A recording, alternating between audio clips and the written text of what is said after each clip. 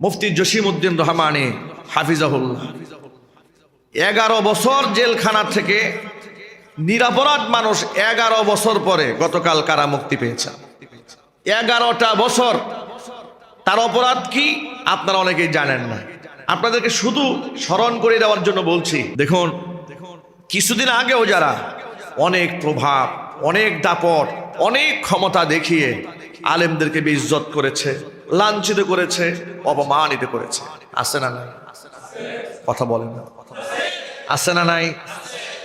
আপনি চিন্তা করুন, একটি রাষ্ট্রের সাবেক প্রধান বিচারপতি সাইফুদ্দিন চৌধুরী, শামসুদ্দিন চৌধুরী মানিক ওরফে কালা মানিক, এই কালো মানিক তিনি যখন সাবেক প্রধান বিচারপতি, একটু ভাবেন তো, একটা রাষ্ট্রের প্রধান বিচারপতির আসনটা কত সম্মানিত। আমি মনে করি রাষ্ট্রপতি কিংবা প্রাইম মিনিস্টার, প্রধানমন্ত্রী, তার থেকেও বেশি সম্মানিত পদ হচ্ছে একটা বিচারকের পদ।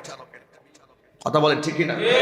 একজন বিচারক, তিনি ন্যায় ইনসাফের ফয়সালা দেবেন, কত গুরু দায়িত্ব আল্লাহর পক্ষ থেকে তাকে দেওয়া হয়েছে। সেটা আল্লাহর পক্ষ থেকে সে রহমত হিসেবে পাক কিংবা গজব হিসেবে পাক, সে পেয়েছে। এই আসনকে পাওয়ার পরে এমন ভাবে সে আসনকে সে কলঙ্কিত করেছে, গোটা বিচার ব্যবস্থাকে ধ্বংস করে দিয়ে কুফরি ব্যবস্থা কায়েম করার জন্য তাদের কত মারাত্মক ষড়যন্ত্র ছিল। তারা বেছে বেছে আলেমদেরকে, নিরপরাধ আলেমদেরকে ফাঁসির রায় দিয়েছে। কথা বলতে হবে, ঠিক কিনা বলেন? তাও কোন সমস্ত আলেমদেরকে? যাদের উপর গোটা জাতির আশা ছিল, ভরসা ছিল, এই রাষ্ট্রের নেতৃত্ব তাদের হাতে থাকবে, এটা তারা বিচার বিশ্লেষণ করে দেখেছে। আগামীর ভবিষ্যৎকে যদি ইসলাম শূন্য করতে হয়, মুসলমানদেরকে যদি গার্জিয়ান শূন্য করতে হয়, মুসলমানদের মুখপাত্র কারা? তাদেরকে জেলেবন্দি করতে হবে, না হয় তাদেরকে আয়না ঘরে ঢুকাতে হবে। আপনি দেখুন, মুফতি জসিমউদ্দিন রহমানী হাফিজাহুল্লাহ 11 বছর জেলখানা থেকে নিরপরাধ মানুষ 11 বছর পরে গতকাল কারা মুক্তি পেয়েছে। 11টা বছর। তার অপরাধ কি আপনারা অনেকেই জানেন না। আপনাদেরকে শুধু স্মরণ করে দেওয়ার জন্য বলছি।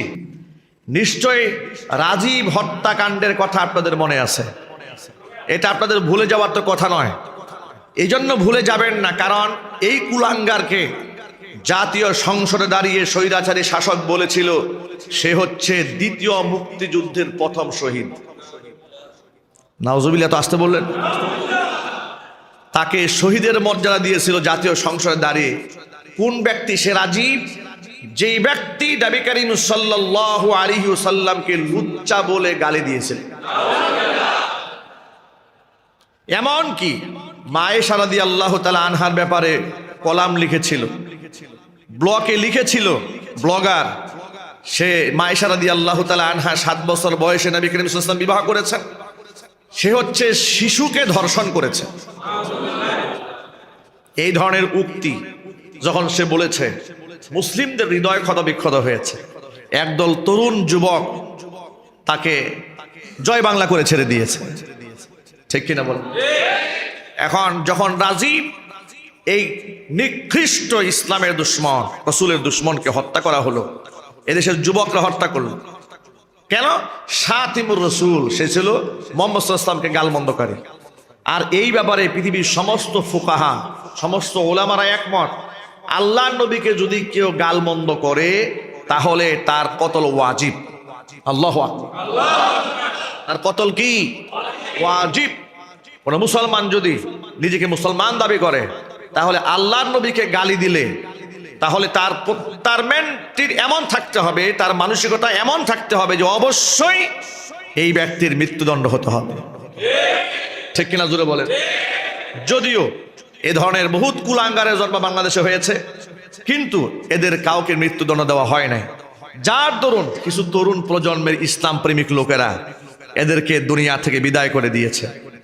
বিদায় করে দেওয়ার পরে মুফতি জসিমউদ্দিন রহমানী জুমার খুতবায় বলেছিলেন যে সমস্ত ছেলেরা এই রাজীবকে হত্যা করেছে, তারা তো গোটা মুসলিম উম্মার হৃদয়ের খোরাক জুগিয়েছে।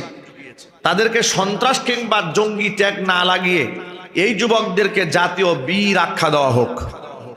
এই কথার সাথে আপনারা একমত আছেন কিনা? আল্লাহর নবীকে গালমন্দ করেছে, তাকে হত্যা করা হয়েছে। আপনারা কি একমত যে তারা জাতীয় বীর? এই কথাটা তিনি শুধু বলেছিলেন, ব্যাস বলার দরুন তাকে বানিয়ে দেওয়া হলো ইনি হচ্ছেন আনসারুল্লাহ বাংলা টিমের প্রধান। তার নেতৃত্বেই নাকি রাজীবরে হত্যা করা হয়েছে। কেন? যদি তাই না হতো তাহলে হত্যাকারীদের প্রশংসা তিনি কেন করলেন? এই একটা কথার জের ধরে একটা মাজলুম মুহাদ্দিস, শত শত মানুষ, ছাত্র যার কাছ থেকে আলেম হয়েছে, হাদিস পড়েছে, তাকে 11টা বছর কারাগারে আটকায় রেখেছে। আমি সকলের জ্ঞাতার্থে বলতে চাই, এই ধরনের নিরাপরাধ আলেমদেরকে অন্যায় রায়ের মাধ্যমে যে সমস্ত বিচারপতিরা বছরের পর বছর জেলখানায় আটকা রেখে দিয়েছিল, ওই কুলাঙ্গার বিচারপতিদের সর্দার হচ্ছে এই কালামানিক। ওর কপালে লাঞ্ছনা গঞ্জনায় এভাবে নেমে এসছে, আপনারা আন্দাজ করতে পারেন এদের কি কপাল। এরা আলেমদেরকে রাষ্ট্রের শত্রু বলেছিল, আলেমদেরকে জঙ্গি, তালেবান, রাজাকার, আল বদর, আল শামস এই সমস্ত শব্দ তৈরি করে, পাকিস্তানপন্থী তৈরি করে ওরা ইসলামটাকেই ধ্বংস করার ষড়যন্ত্র করেছিল। সর্বশেষ